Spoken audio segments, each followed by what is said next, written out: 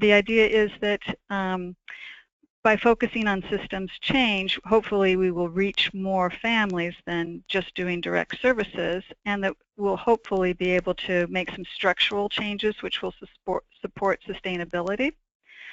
One of our commissioners early on was contacted by an evaluator, and he said, when you have an entity that has limited lifespan because the resources will go away, some of its priorities should be to facilitate systems transformation within the sustainable institutions with which it partners. So that's a little bit of background about why we put so much emphasis on systems change. Next slide. I just wanted to give you an overview of our main strategies and where our investments are. And our major investments are in quality early care and education, home visiting, family support, and Help Me Grow. Next slide. Boston loves those. Pardon me? I said Boston loves your priorities. I know there's a lot of similarities between Boston's work and our work, actually. That was one of the things that I was noticing.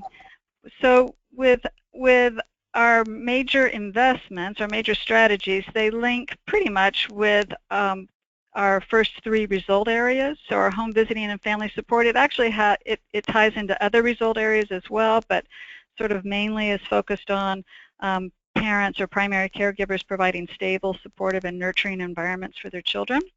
And then the quality early care and education and the school readiness strategies focus on the result of children are prepared for school through quality early experiences. Healthy child, Help Me Grow, children reach their optimal developmental outcomes. And each of those strategies is a system in and of itself. And then our fourth result area is actually focused on systems work. And in that area, we're looking at the relationships between the other three systems and then also doing sort of general systems building work. So for example, trying to come up with county-wide children's outcomes. Our 0 to 8 group has recently identified a number of outcomes that we are all going to be focused on. We're trying to find a cross-agency children's budget. We haven't accomplished that yet, still working on that. But it's general systems building work in addition to linking these three particular systems together. And then ultimately what we would like to see is at the county level, we would like to see improvements in children being ready for kindergarten and third grade success, academic success, and then also child abuse and neglect rates. But that's something that we conceive of not just our work contributing to, but that of our partners as well. And also for each of these three systems, the home visiting, quality ECE, and Help Me Grow, we have client level, child level data that we are tracking. So we have, not with all of our strategies, some of our strategies we don't have that kind of data, but with these three major systems we do have that data. Okay, next slide. Our systems change work is varied, so some of it will focus on a particular service system like home visiting, and some will look at relationships between systems or general cross-system work. Some of it supports a single child or family outcome, and some is aimed towards broad multiple outcomes. And similarly, our evaluation work is really varied as well. Some of it's much more extensive for certain systems change work, and others it's not. In some cases, we've asked external evaluators to do studies. Some of the work we do internally. We worked with 2 external evaluators, Public Health Institute and the Center for Effective Philanthropy, to interview or to survey our different grantees and contractors and agencies that we work with in the county, to ask them, what has First Five's impact been on improving service quality, improving coordination, leveraging resources, things like that. So it's a variety of different kinds of work that we do, and I'm going to give you some examples, some particular examples in a moment. So next slide.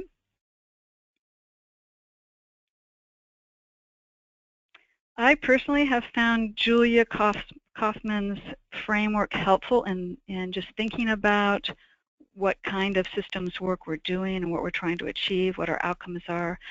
And I've circled the different areas that our systems change work has focused on. So in some, we're looking at the context, some the components, some the connections, some the infrastructure, and I've circled different kind of outcomes. With some of these, when you think, if you're just thinking, okay, what are we tracking with systems change? If one of the outcomes that she has here is policy changes. So in some ways, if you're thinking, well, I'm just looking at policy changes, did the policy happen or not? That's pretty much all you can say in terms of, you created those policies and now they're in place, and so that's the evaluation, looking at it from a very simplified perspective. But then there's a larger story that you could also include in your work, which would be, how did that policy change happen? Was it, parents advocating for it? Was it that you had a new governor who was really supportive of it? And then, what difference did that policy change make? So, it's when we all as a group are talking about it, I'm constantly thinking about, what are they focusing on in terms of systems change, and how are they defining their systems change? Okay, next slide. And Jane, it's notable to me that none of the circles are under scale, because I actually think of much of your work as at least facing the question of scale, if not reaching full scale. Does that feel intentional, or? Yes, I think you're right, Vicki. I guess I was feeling not very ambitious, thinking that we hadn't achieved scale, but I think we're definitely focused on it. Yeah. That's true. Some of our work focuses, the systems change work clearly is linked to, we want to have this impact on this child or family outcome. For example, with optimal breastfeeding is one of our outcomes, and we've done work. We used to do a lot of direct service work where we would provide lactation consultation to individual families, and we would make sure there were breast pumps, but then we shifted, to a systems level work, and we started working with one of our major birthing hospitals in the county and helped them become baby friendly, to have the status of being a baby friendly hospital. So now there's 2 baby friendly hospitals in the county, and then we've also worked with supporting state legislation, which was recently passed, that would over time require all birth hospitals in the state to have baby-friendly policies. And so that's something that's definitely a systems change work where we've shifted the focus of our work. Hopefully, because again, we want to reach more families and leave a legacy where we can say, this is something that we've had an impact on that's sustainable. 2 other outcomes that are systems change work that's clearly tied to specific outcomes is smooth transition to kindergarten and early identification and linkages to support. And I'm going to give you examples of those two kinds of work. Then I also wanted to mention other work we're doing, in part because Janice Berger wanted to make sure that I provided an overview of our systems change work, but also because since some of you there may be overlaps in what we're doing and what you all are doing, and so just in terms of us linking together, I just wanted to mention what were some of the other kinds of work that we're doing. I also wanted to mention that when you're focusing on specific outcomes, to me, I like that kind of work because it's a tidier package and your logic model is clearer, and you can say, we're doing this systems change because we want to increase breastfeeding rates.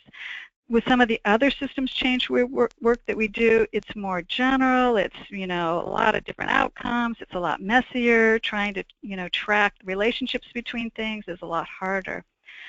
But some of the other work that we do is, as I already mentioned, some of the countywide systems building work that we do.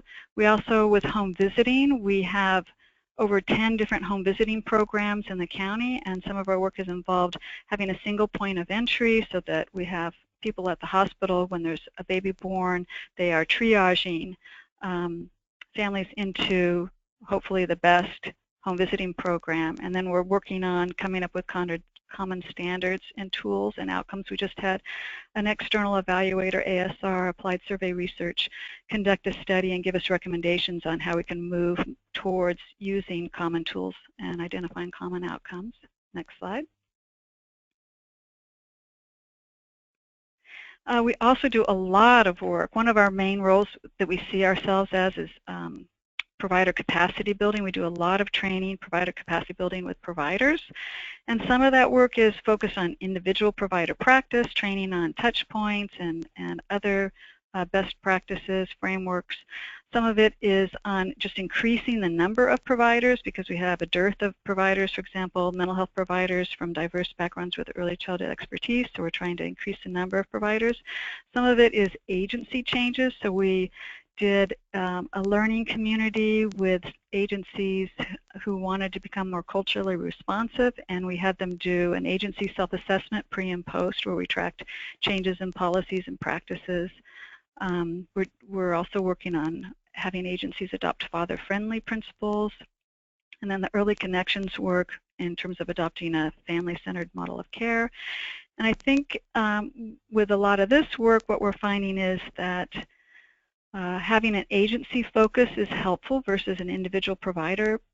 You know, instead of doing large trainings where we don't know exactly where people are coming from, that if we focus on particular agencies, that gives us more saturation. And then also in terms of a model of intervention, we have found that having a learning community where people can share with peers who are doing similar work, but coupling that with individual consultation so that each agency gets their own support in terms of how to apply what they're learning in their own agency context.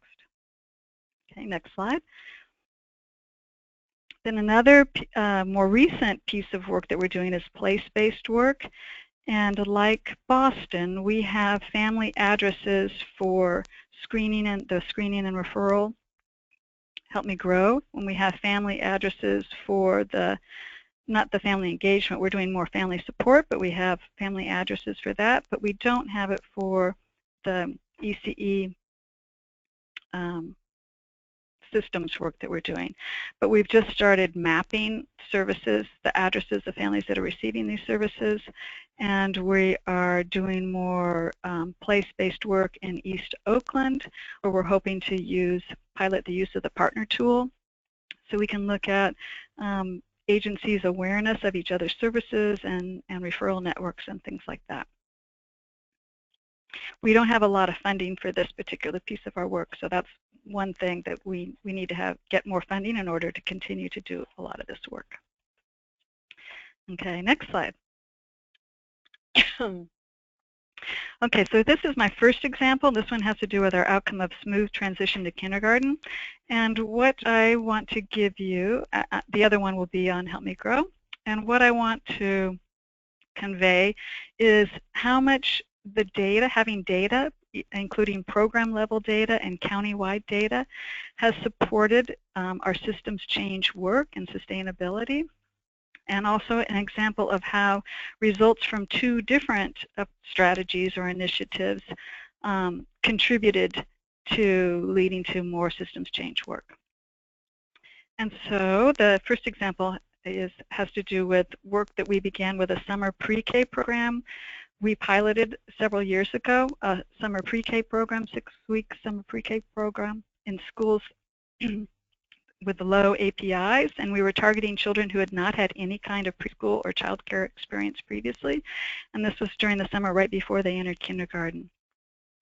And we contracted with an external evaluator. We used the high-scope child observation record, we trained observers, and then we gave the data to the High-Scope Educational Research Foundation, and they did a data analysis for us, and they were able to show, or what the results showed was that there were statistically significant gains in all areas of the core. The child observation record. This is just the results from the first year. Now we're getting the echo again.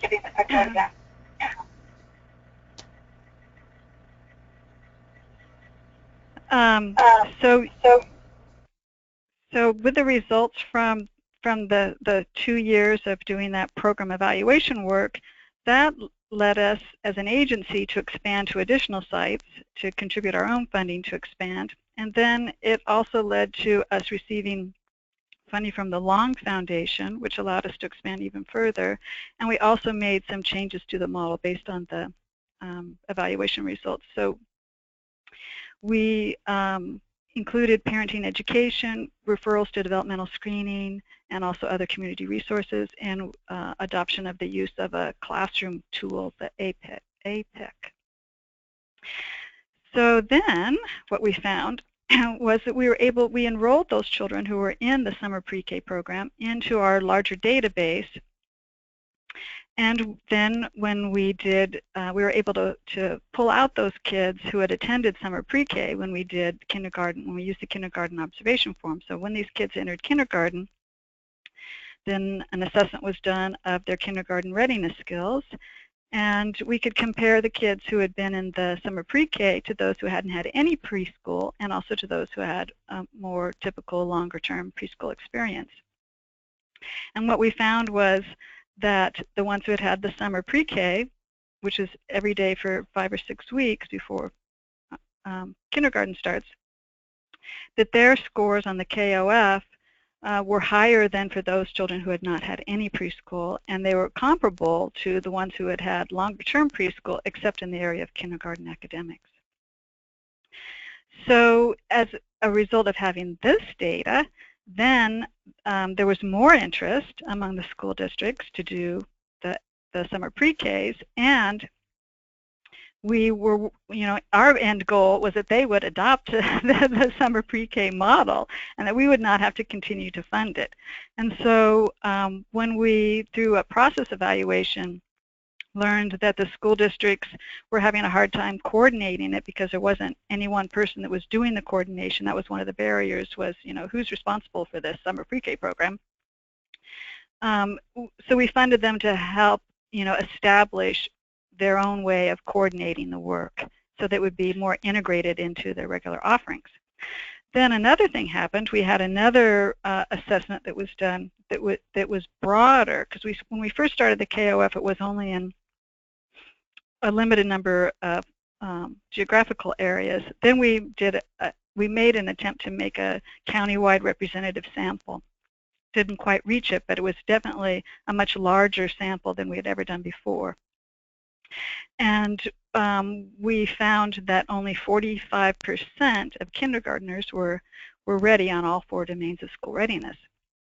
And this was a result that we then, we held a county-wide convening and have been promoting these results. And another piece of the study was that self-regulation was identified as a broad need of children in Alameda County. And that when we did interviews with teachers, teachers said that's one of the more challenging skills for them to have an impact on. They said if children are lacking in kindergarten academics, that's what we're designed to teach. We can address that. But in terms of self-regulation, that's a lot harder for us to address. And so that helped not only inform what we wanted to focus on, but also helped grab community-wide attention in terms of the needs. And another thing that we did was we broke out the school readiness results by school districts so that each district had their own data, which they could then use to advocate for increasing support prior to kindergarten. And so the next slide.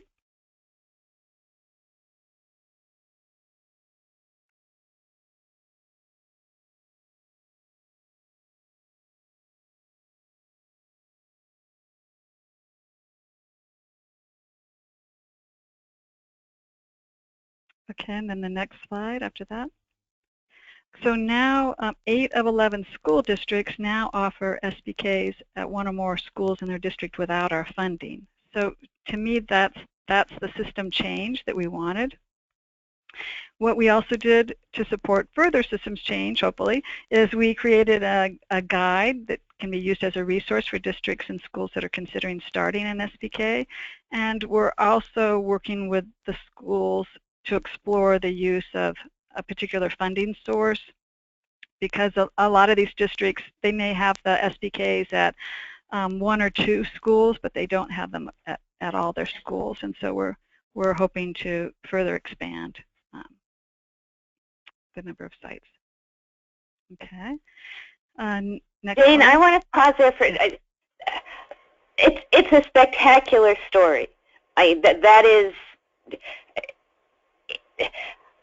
brilliant how you achieved virtually at scale, 8 of 11 schools offering programs. I'm assuming there's some measure of, I don't know, quality or common standards, or how much of it was intentionally designed? I mean, starting out with the baseline was critical. Having case test points of places you were testing it. I'm really wondering if we could write up this case study, because the way you it, the way you rolled it out was brilliant, at least in retrospect. Was it brilliant for the vision as well? Yeah, no, I think that I think I made it look more like a linear story than it actually was. Yes, but it's something that when we saw the results from the SBK, it's definitely something that we wanted to promote, and we have been promoting. And then, getting the schools to pay for it instead of our funding, since, we know our funding is going down, and so we can't continue to sustain these things, and so we need to focus on systems change. And so that's just, a requirement that we have built into our, the way we operate. Well done. If nobody else has any immediate questions, I'll let you change the slide. There we go. It's fabulous. Okay. Thank you. Okay, so then another piece of our systems change work is our screening and early identification and linkages to support.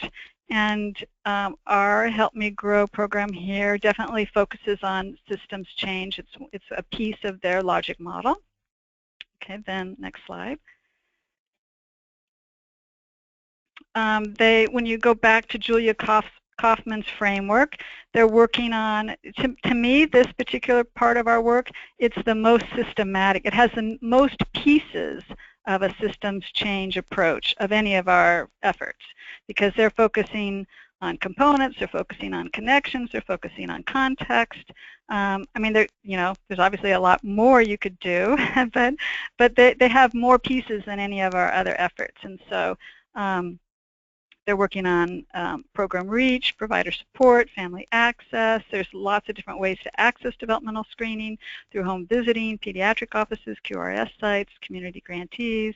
There's a lot of provider support and consultation and training. There's online developmental screening program that families can access directly. So there's a piece of universal access that any family can get screening if they want.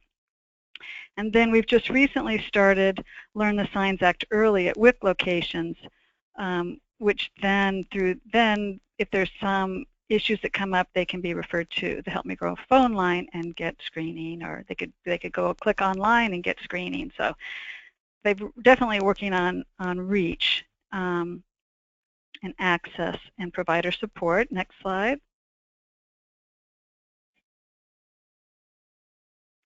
In terms of linkages across systems component, as with other Help Me Grows, there's a single telephone line for parents and providers to call. Once you call the telephone line, then you get referrals out to regional centers, school districts, and so forth. There's also an online searchable directory of services that either parents can use on their own or providers can use, where they can search in their neighborhood, they can search for a particular kind of service, they can search by language. There's a lot of different ways to search it. And then there's provider cafes where in different regions, providers are brought together to network with one another. There's also been work on the context, where there's been a media campaign directed at parents to sort of promote the idea of the importance of developmental screening and the use of the telephone line, and then work on state legislation that would focus on developmental screening. Okay, next slide. Okay, just some evaluation highlights. About 25% of those screenings score of concern in one or more domain. in terms of the pediatric sites, I have a lot of data from those. We've had less success working with the ECE sites so far, much more success with the pediatric sites. And with them, we've been able to increase the number of screenings each year. Most of the calls that are made to the phone line are from the pediatric health providers, and for 71% of those children who are referred to the phone line, it's for communication and language development is considered an issue. It's interesting because that's not necessarily the children who, that's not necessarily the domain that is the most frequent domain of concern, but it's the one that providers tend to call Help Me Grow for, is speech and language, which is interesting. Okay, next slide. That just gives you some more data, like the top 5 places that Help Me Grow refers children to, and some data about receipt of services. So 73% of the children were linked to at least one service. What we discovered through this whole process is that there are fewer services for children who are not eligible for entitlement services, and that there can be, even if you are, there can be, in some instances, long waits for those entitlement services. And so that led to us thinking about how can we, what supports are there out there available for children who don't quite meet eligibility requirements, but they need some support. Okay, next slide.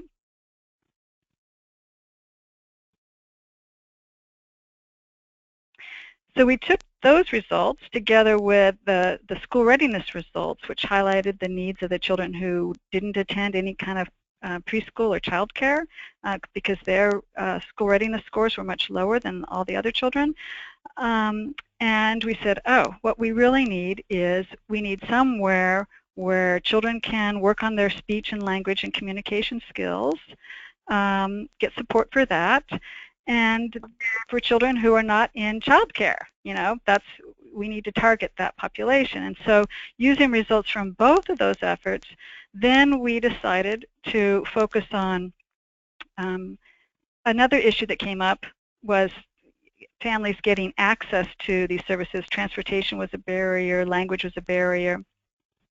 And so we said, let's focus on neighborhood-based institutions that are close by. You know, most neighborhoods have, you know, can be within walking distance of a library or a park and rec.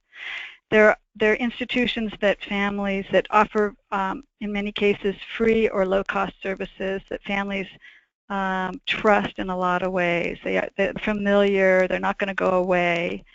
And let's focus on children who are not attending preschools or childcare, and let's do parent-child play groups. And so, especially targeting neighborhoods that had schools with low API scores. And so that's what we focused on. This particular cohort that we have right now is focusing mainly on providing Spanish language services. And then what we did was, we didn't want to do direct service, we really wanted to change these institutions. We wanted libraries, parks and rec to have more of a focus on 0 to 5, to know more about what best practices are, and to sustain these services over time, because we don't have the money to do it. And so we actually wrote into their accountability plans that they had to have a strategy for how they were going to sustain this funding once the funding ended. And then we also included, we also asked them to do pre and post self-assessments of the use of promising practices. We brought them together for peer cohort meetings, and they also get individual consultation. And then we also included a parent survey and a modified PKOF. And what we have found over time is that these agencies are providing more offerings now than they used to for the 0 to 5 population, that they've made facility changes to make their facilities more child and family friendly, that they are using more promising practices, and we've also been able to document some changes in the families, which is nice. And finally we're having less success in terms of creating linkages to the schools. That was one of our desired outcomes, was that these institutions would link more to the neighborhood schools, and that has been harder for us to accomplish, in part because they're focusing so much internally on the changes that they're making internally, that they haven't had as much bandwidth to focus on the schools, but we would ideally like to see that happen too. And then this last slide is just a visual of some of the work that I talked about. That's the end. Can I just comment that you say about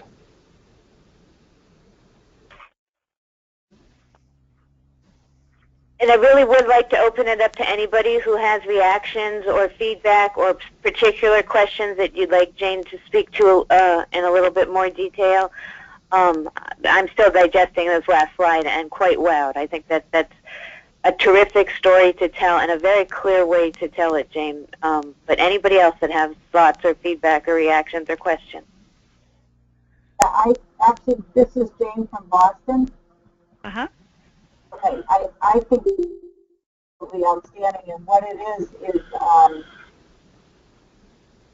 just like validation for, I think, a lot of the work that the rest of us are doing, but the articulation and synthesis of it is like dramatic in the storytelling of what people are trying to do. I mean, it's the part together, and in terms of something about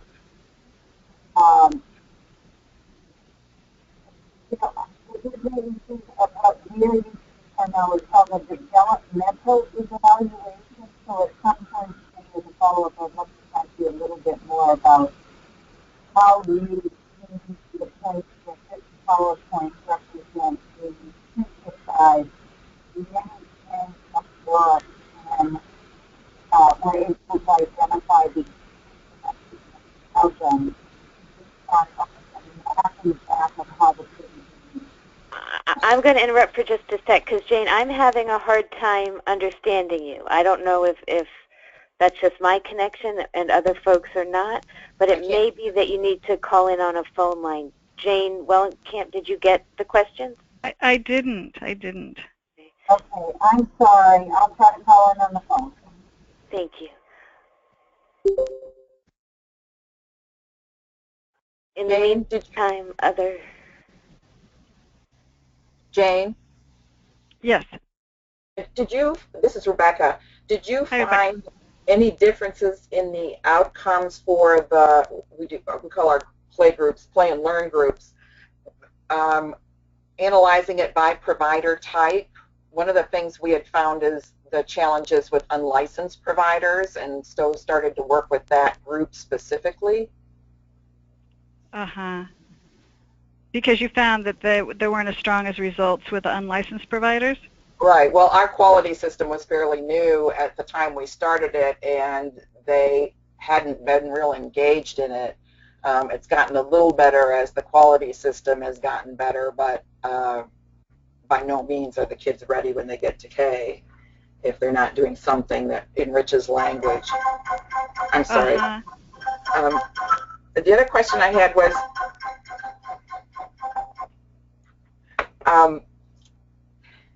related to the abuse and neglect. I missed what it was you said you were measuring to get at whether there's a reduction there. Is that? Well, that's a really good question. I am not as sure about, it's so complicated looking at abuse and neglect rates, and I'm not sure where we've landed with that personally. That's a faux pas that we had, and we had started using abuse and neglect rates, and then we realized that so much of the vacillation had to do with the capacity in the system. So there were, more families per caseworker, or some kind of something got a budget cut. So I know that some folks use protective factors, and I think you mentioned that somewhere. Maybe it was in another area. We do look at protective factors as well. But yeah, we're still struggling with the abuse and neglect piece of that. Send up flares when you find it. Okay. Okay. And then for the other question about working with unlicensed providers, we we did not compare our park and rec and library staff with licensed providers, but we did see some of the same things changing among the kids that we saw during the summer pre-K, which was taught by a combination of kindergarten teachers and ECE providers. What we saw with the pre-K is that there were a lot of gains in the area of self-regulation, and we saw the same thing happening with the libraries and park and rec. That's the areas in which the kids were making some notable gains. These are kids who haven't been in a structured setting before, or and so learning about school routines and just getting used to those sorts of things. There's a lot of learning that goes on, even in a short period of time, around those issues. And that's exactly what kindergarten teachers complain about. It's the behavioral issues. Uh-huh. Can we get a copy of your slides? Yes, I will send them out right Sure. after. Perfect. It's just a great presentation. Thank you. Jane, did you join us again? Not yet. One follow-up note I made to myself. We as a group have really not talked about children's budget or particularly alignment of funds, resources and I do wonder if there's something we might want to mine a little deeper there. It's thinking about how the funding flows as a key tool. And I know some of you have to worry about that more than others because of where your funding comes from. But I think that's a really fascinating, potentially impactful way of talking about systems change that we haven't dug into yet.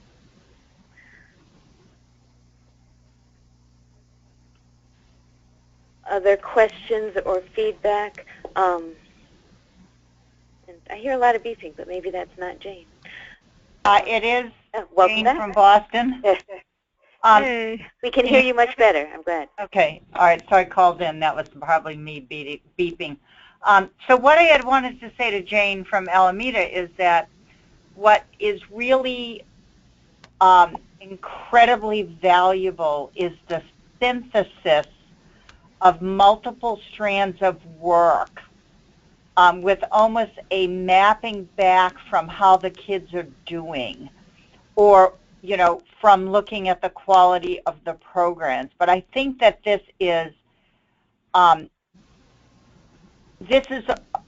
primer for all of us, and there are other sites that are doing equally good reporting work, but I think that you're able to tell your story in very concrete terms, and everything is connected. What we find is that we lose people as we explain the strands of work because they don't see the interconnectedness. So that I just want to say thank you for pulling this all together. And I know that Vicki had asked a question about, how you built this, and you both chuckled about whether it was intentionally built this way. And I do think that there is, UMass is our evaluator, and they've looked at the concept of developmental evaluation. Yes, Okay, and so I'd be happy at some point, if you have time, to just talk a little bit about how you then integrate sort of the evaluation of the different strands into the whole. And if I missed that during the PowerPoint, I apologize. But really, it's validation that if we can knit these threads together, we can tell the story of the impact. So thank you very much. It's really amazing work. Thank you. So did you want me, Jane, then to talk about how to integrate the evaluation of the different strands? Is that what you're? Yes, that would be nice. Yeah. Thank you. Yeah. Yeah, because I was reflecting on what you shared last month. I mean, given the fact that we are part of the same agency and working on these different strategies means that we have real-time, it's like a developmental evaluation in the sense that we have real-time information from one another about what we're finding. And so, you know, the example that I gave was that we learned from Help Me Grow that they really need somewhere to refer these kids who aren't eligible for entitlement services. The concern isn't that high, but they need some support. So, you know, where can they go? We don't know where to put them, you know, that's accessible to the families. And so we heard that, and then we knew that we wanted to focus on children who weren't in childcare. And so, you know, it is something that just sort of evolves because we're in close proximity to one another and we're learning, you know, what they're learning. So rather than it being a well-written and designed formal evaluation of how we're going to integrate, you know, these findings with those findings, it didn't really happen that way. Yeah, and it seems to be that real-time connection, and that you're able to take that information and then you acted on it, that is fabulous too, rather than waiting because you don't know how to connect it to whatever else you're doing. So. Well, and not unlike your experience when you brought your 3 strategy evaluators into the same space and had them exactly talk and think together. Yeah. Yeah, exactly.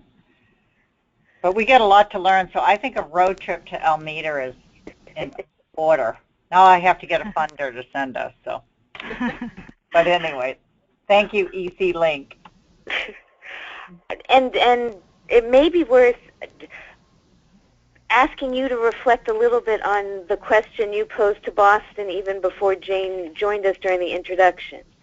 So thinking about how parent leadership is helping to shape some of this, what did not come up in the presentation.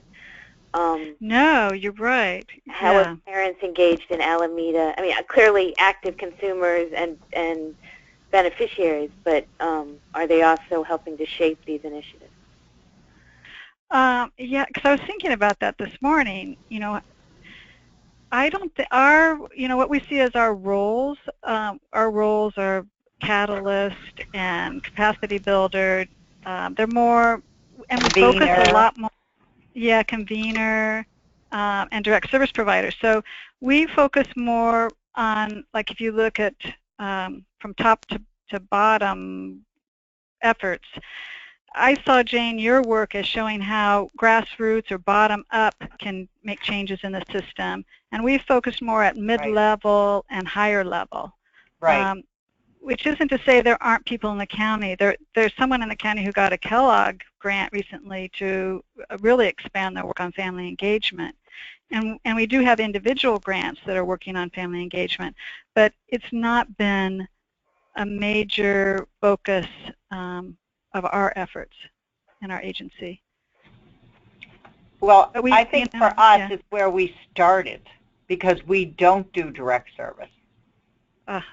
So our ability to leverage depended upon the community-based agencies in the neighborhoods that we were targeting because of the kindergarten achievement gap. So we're just a small mayoral initiative, so it's very different than actually providing the work or having the relationships that you have to influence the work. So I think people may start in different places, but I think the fact that there are multiple ways to get to the result we're all looking for, which is improved outcomes for kids and families, and the system change is reassuring as we struggle.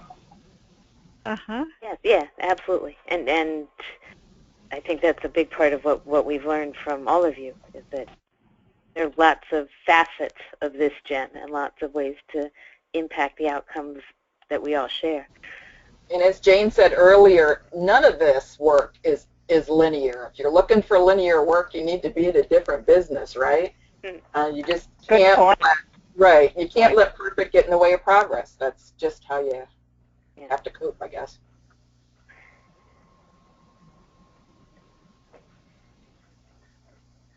Any other comments or feedback or questions for Jane before I shift us to think a little bit more about the Learning Lab and our product? And let me start by saying thank you, Jane. I clearly, preparation went into this presentation, and it really is, I don't know, moving. I don't know what the right word is. I mean, what you have achieved in Alameda County and how you are able to tell that story is very impressive. And is it okay for us to share it with the Boston Mayor's office? I would just love to have them see this. As long as you do it nicely. Oh, yes, I will. Say, look what we could do if. So thank you, Jane. And it actually does take me right into, there we go. It seems to be working now.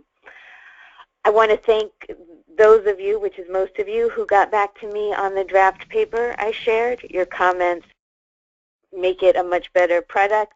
And in particular, I really personally appreciate your willingness to put up with my deadlines and to take them seriously and to work on them.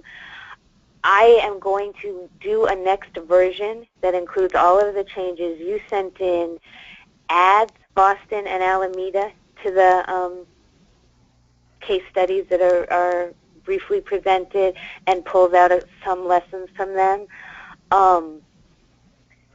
Realistic, I mean, I didn't want you to look at a middle version and then a third version. So realistically, if I can get the folks inside EC LINC and CSSP to do their job of reviewing it at this stage, I would get it out to you, probably mid-August, and again ask for a couple weeks turnaround for any feedback or comments. I think that paper becomes a really important way to capture the terrific stuff that surfaced during this learning lab.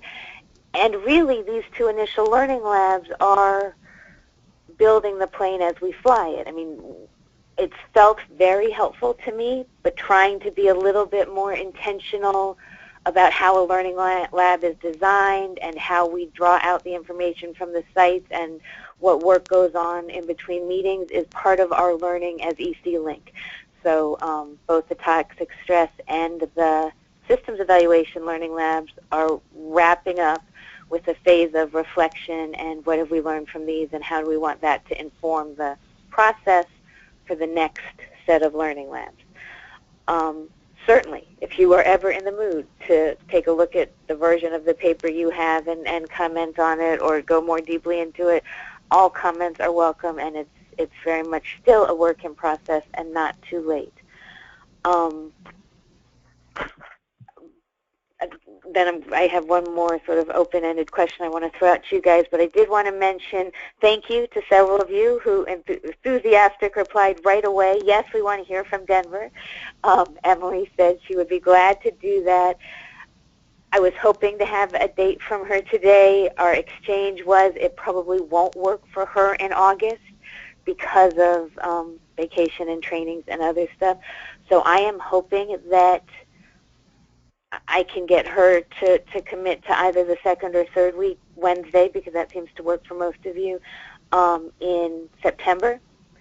And we will have, it doesn't, I mean, we can certainly call it a learning lab meeting. The agenda will be to hear from Denver about their systems work and systems evaluation. And there's a lot of pieces moving right now around the systems building infrastructure stuff. So I think it will be a very valuable presentation. What I wanted to spend a little bit of time with you guys today is the question of further questions, further research, how we would like to grow systems evaluation. And now I want your best magical thinking. If I had the blank check and the magic wand to offer each of you, I'd like to hear sort of your top three, what would move this field forward, our thinking forward, what do we want, where do we want the systems evaluation work to take us? And it can be short-term or long-term. But I would love to take the time now to do a quick round robin. Off the top of your head, it's not a test, no wrong answers. What would be your best wish for systems evaluation, for better understanding how the investment you're making in your community is really contributing to capacity, influencing context, and facilitating meaningful access to coordinated care and support? And I know those are big questions, so I'm putting you all on the spot collectively. Why don't we start with the folks who've been quiet for the call? Let's see. How about Sam? What does that trigger for you? You know, I was afraid you were actually going to pick on me first. You know, I'm actually going to have to take a little bit of time to think about your question about those 3 items, which would be the silver bullets for the magic wand. Okay. Oh, no, Mark is still here. Good. We often lose him at 1 hour. But, Mark, if you're still on, Sam passed, at least temporarily. We'll get back. I have 2. I think I'd like to figure out a way to translate what we think are substantive findings into changes in policy or law. And secondly, probably prior to that, do a good job of communicating it so the community, the larger community, understands the value of what we do.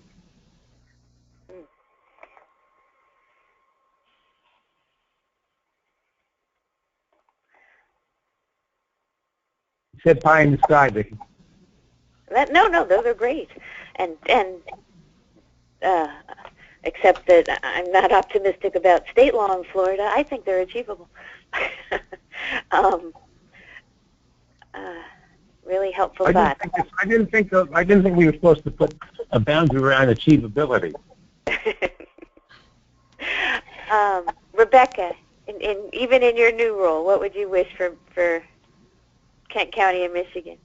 Or the region?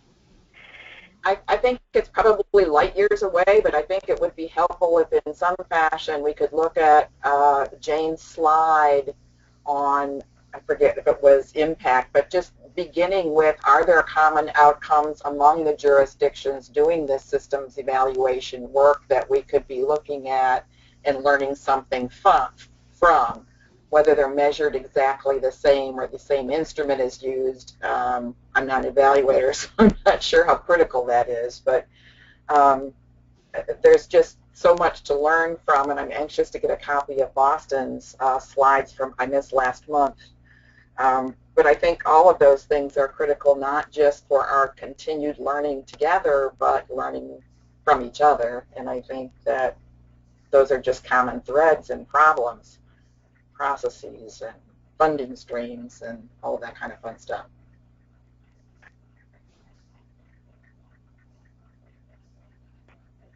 And I have this list now of questions that are really hard to answer.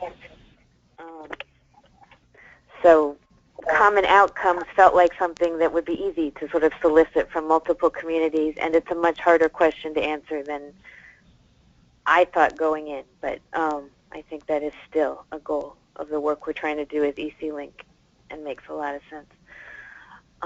Because not all, it's hard enough across the most sophisticated communities represented here on the phone. Many communities really struggle with how to start and what can we measure. And that seems like something we ought to be able to offer some guidance about. Or what did you try measuring that didn't work? I mean, trial and error is also really valuable information. Yes, and almost never captured. All right, one of the Janes. How about Boston? Okay, I definitely would want to be on the common outcome measures, because I think that if we're going to affect policy and systems change, the first question is, well, what is the end goal that we're seeking? And so if I could just land briefly on positive child outcomes, I think one of the things we need to do is to tie the impact back to the programs or services that had that positive outcome. And I think we're going to have to begin to be more rigorous about the expectations of quality. And since we go at this from a school readiness point of view, which is in Boston an entirely private sector industry, is there's going to be fallout of programs that just really are not having an impact that results in better outcomes for children. And at some point, and I guess I'm looking at it from an equity point of view, all children deserve access to programs and services that have been demonstrated to be effective and result in more positive outcomes for them. So I think we're going to have to wrestle with making decisions about where the money should go and what programs and what services get continued funding.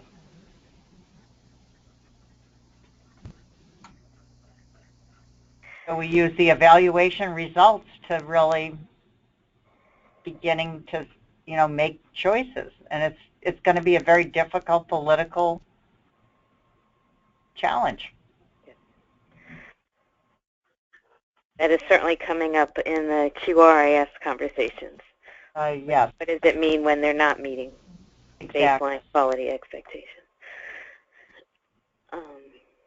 And the evaluation, Vicki, is really the proof in the pudding that these expectations, when not met, actually the results are not as good. Yeah.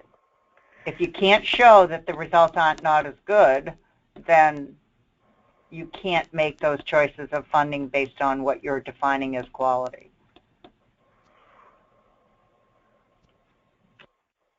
Jane, Alameda, what would your magic wand do?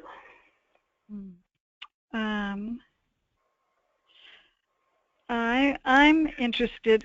A lot of the work that First Fives are doing, I think, is for this general systems building work that may not be tied clearly to a particular outcome, or the logic model may say, oh, it's going to affect all these different outcomes. There's not one particular outcome that we're focusing on.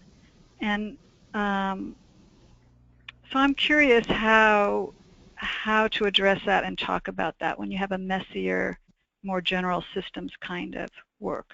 How do you evaluate that? How do you talk about it? How do you conceptualize it?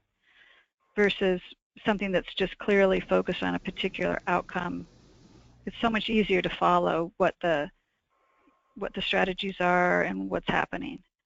And I think also with systems evaluation, I think a lot of it really needs to focus on process and case studies, and because there are so many pieces of it, and it's not necessarily just that you increase, you're able to leverage additional funding, or you were able to make this policy change or this legislative change. It's like, how, what led up to that and how did it happen? What were the levers of change? And I was also struck in your presentation. Your presentation was not cluttered with a whole lot of data that you sort of really had to struggle with and figure out what led to what and what are you really trying to tell us.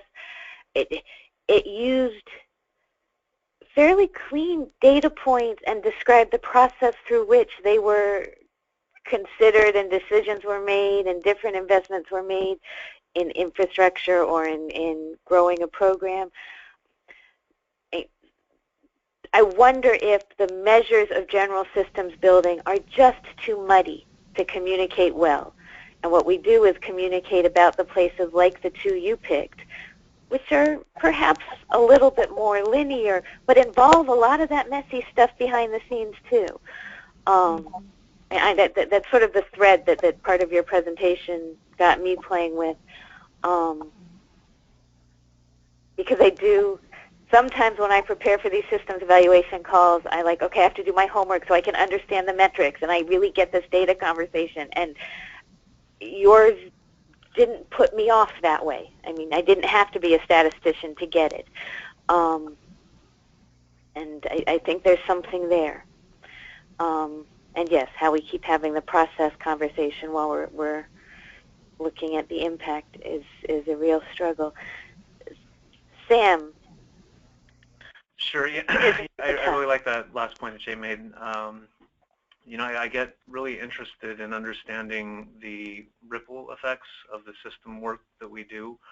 So I'm just reflecting on the work that I do with our oral health collaborative and what it takes just to get people in the room to think about working in collaboration and how having that conversation can affect practices across the board and even in ways that we don't expect. So I spent a little bit of time looking at the partner tool. I know that I heard that Oakland is looking to implement it further. So I'm really interested in just understanding how this system works when we launch as a collaboration, how it affects each of the organization involved in ways that we may not expect it to. Wow.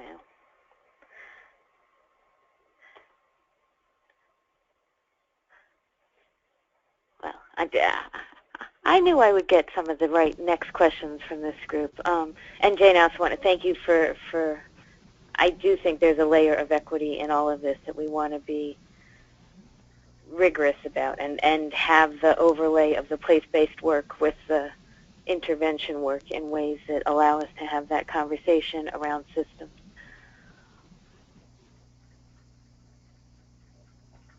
And frankly, what this will do, for those of you who took a look at the paper, the section on moving forward or continuing the conversation was slim. That's my generous word. And this will really help me flesh it out and think about the potential of continuing to have this space for reflecting on systems learning and systems impact.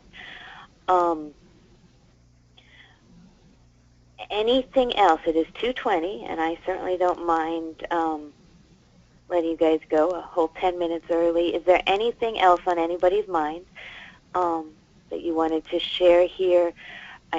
Recognizing that we probably won't convene again as a learning lab, as a learning lab on systems evaluation. There will certainly be a new learning lab forming in the fall. And I think I said one of the topics may be indicators. They're still up in the air about what shape that's going to take. And I so appreciate, it's been 8 months, and I really appreciate your continued investment and willingness to think out loud, both formally. I think each of you, when Denver goes, will have presented your own work in a way that really helped others think about their work and learn from what you're doing. And informally, what are you struggling with? What are your topics? This learning lab, I believe, has met our objectives for what it means to be a learning community.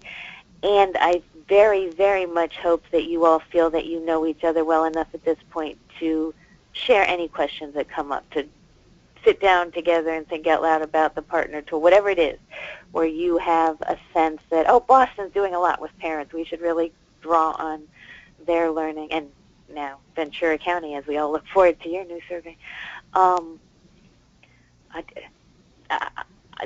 I really appreciate the time and energy and investment you've made in this process, and I hope you are taking home all sorts of nuggets about that will influence your thinking and your work moving forward. Anybody else with questions or observations or reflections that you wanted to share before we wrap officially? So there's not going to be a Denver presentation? Is that what you're saying, Amy? No, there will definitely be a Denver presentation, and I will get that information out to all of you. I'm hoping it will be in the first half of September, but I need to confirm that with Emily. It just will not have, unless we feel that it's important, a broader learning lab agenda. That call will be to hear from Denver. Thank you.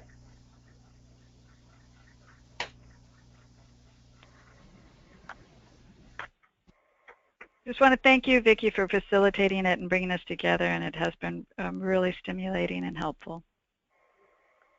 You're very welcome. You know, my pleasure.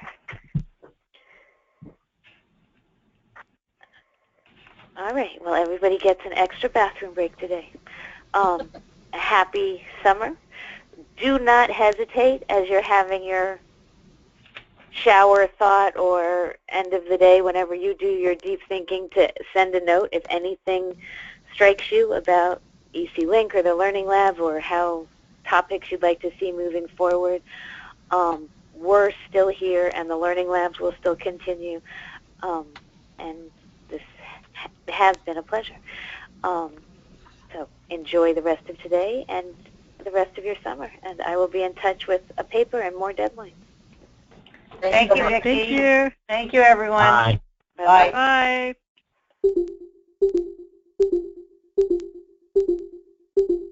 Bye.